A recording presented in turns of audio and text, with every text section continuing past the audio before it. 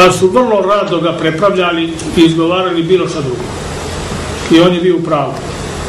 To vam je slučaj sa tribalima. To je samo jedan naziv za Srbe i ništa više. Ko se još od Nemanjića igrao sa katoličanstvom? Ovako, treba da znate da je u početku bilo otimanja. Naprimjer, Stevan Provenčani je dobio krunu od pape. Papa mu je poslao krunu u nadi da će on da se prikloni papi. To se nije desilo.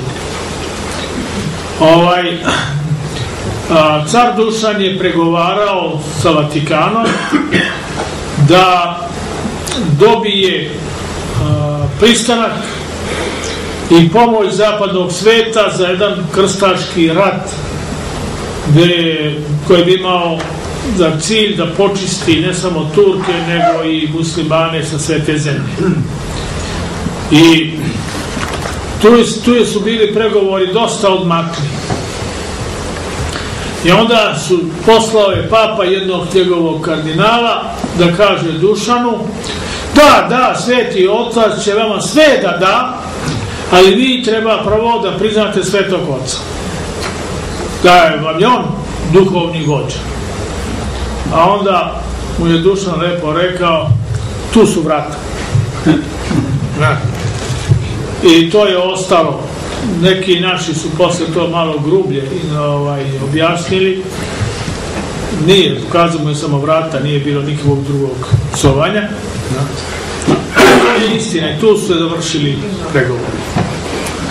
Nisu drugi od Nemanjića.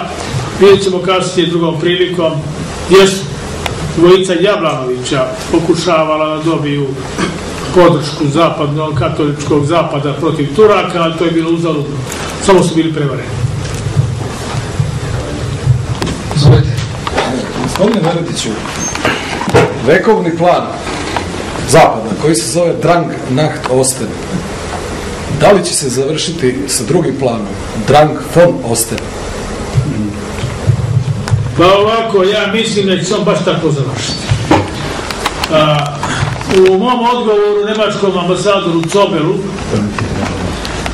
ja sam mu rekao da dobro pripaze oni Nemci ako izazovu još jedan treći požar u Evropi, da im se ne desi da istočna granica Nemačke bude na Rajni, gdje je sad zapadna.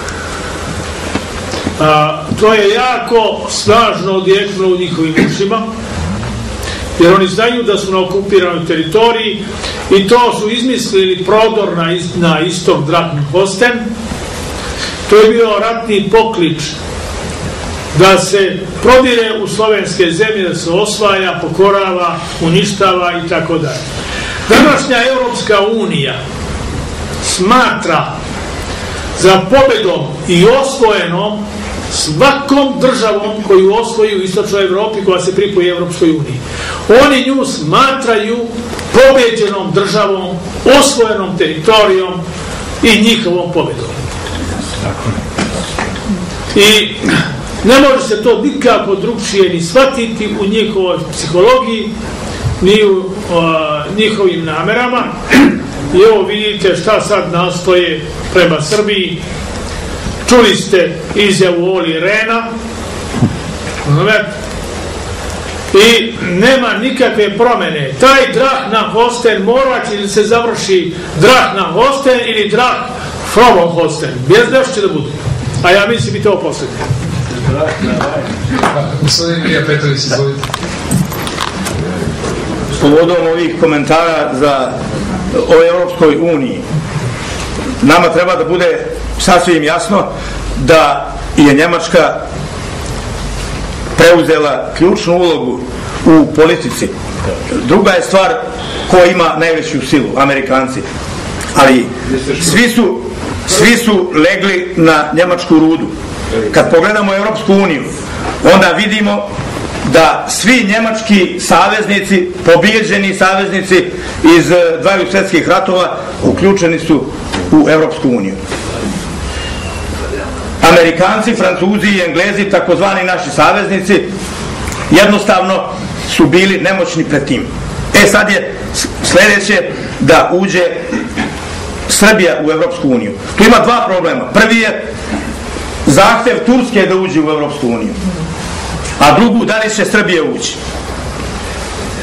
Ja smatram da bi najtragičnije bilo da Srbija uđe u Evropsku uniju, jer bi u istom tom trenutku bila primljena Turska.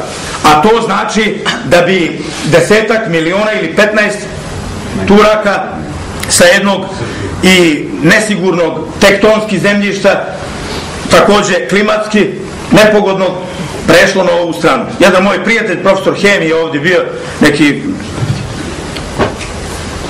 Ilić, pričao mi je, pošto je putovao po tim kongresima, da je sa jednim Turčinom, čiji je džed možda otišao od ovog tamo, rekao mu jasno, pa kaže: čoveče, treba svima da bude jasno da je lepše živjeti na Balkanu nego na jednoj goloj visoravni u Turskoj.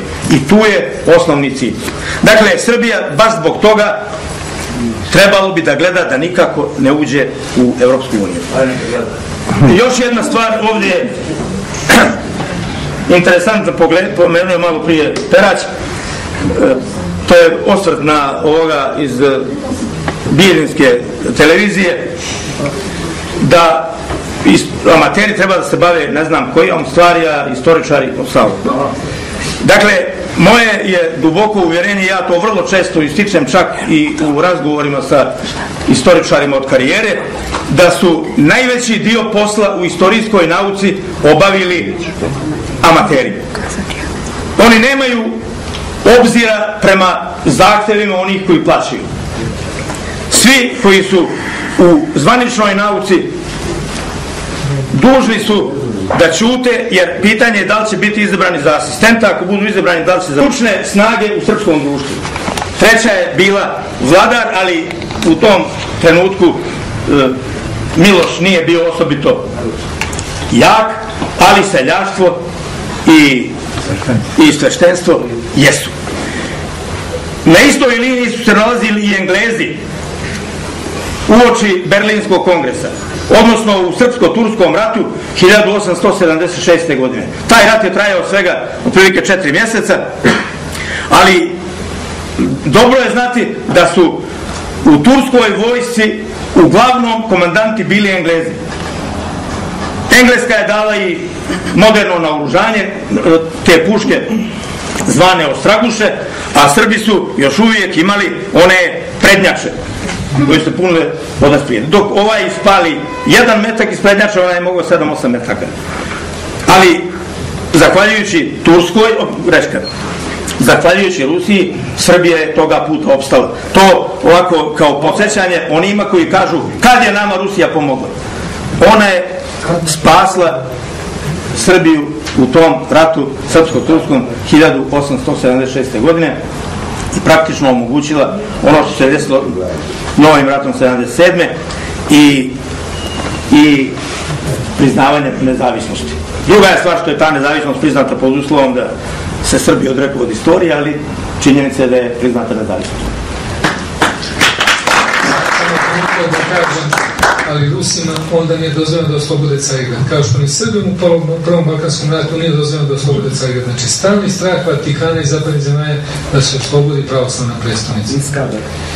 Iskadar su oslobodili. Gospodin Mile, Bjelovuk. Ja bih htio se uvijek, kad je rekao da Amerika sila. Do pada Berlinskog zida Rusija imala 700.000 nuklearnih projektila, a cijeli zapad 60.000. A od pada Berlinskog zida do danas su uranijum i plutonijum pretopili 50% za proizvodnju struje, tako da ne bi rekao da su oni sila. A što tiče pitanja, pošto ovdje protiče Turska, Nemenici, kad kažete Kazahstan, tamo stanju Kozaci. Kad kažete Uzbekistan, tamo stanju Uzbeci. Kad kažete Kirgistan, tamo stanju Kirgizi. Ko je stanovao na Gazine stanu? Gazije. Izraz stan uvijek ukazuje na to da su